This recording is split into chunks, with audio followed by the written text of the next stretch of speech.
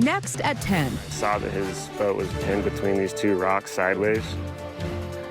And my first thought was, how did that happen? A tragic rafting accident kills a longtime Utah firefighter.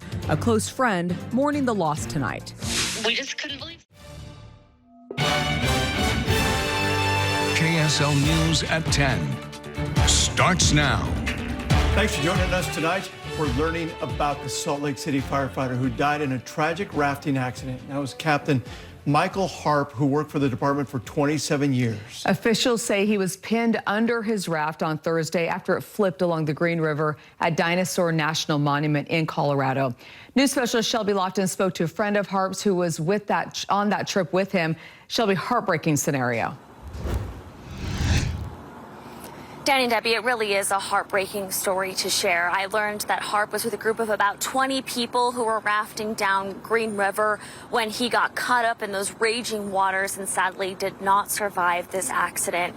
Those who are close to him I spoke with tonight said when he wasn't fighting fires with Salt Lake City Fire Department, he was an adventure seeker, and that's how they're choosing to remember him. Salt Lake City Fire Captain Michael Harp was a beloved longtime firefighter.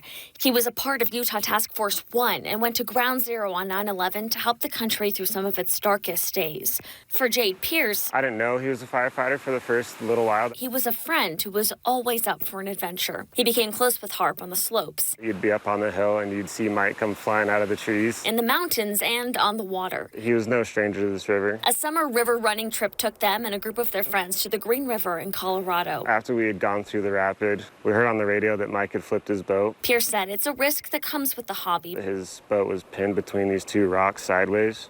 And my first thought was, how did that happen? Pierce said the accident happened so fast, there's nothing Harp could have done to stop it. His partner, Irina, who was on the front of the boat, had shot out and made it in between the rocks before the boat came down on top of him and pinned him underneath. He said the group knew their friend was gone, but did what they could to recover his body in the fast-moving waters. One of our guys had climbed up on top of the rocks and tied off a water jug to his ankle. Around 8 the next morning, rangers said Harp's body was found 10 miles downstream. Had it not been for that blue water jug, he would have definitely been lost. It provided a lot of closure knowing that we found him. Pierce said the group is trying to process their grief together.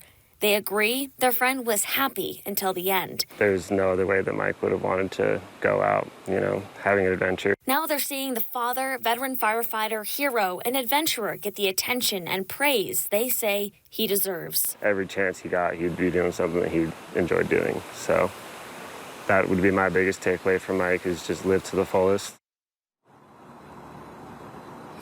And Pierce told me that Harp's son Austin was also on this rafting trip. He said his daughter Ariel, who's in college, had just gotten to her study abroad program in China when this accident happened, and she's now making her way back home. We have a GoFundMe link in this story on our website, KSL-TV.com, to help his children.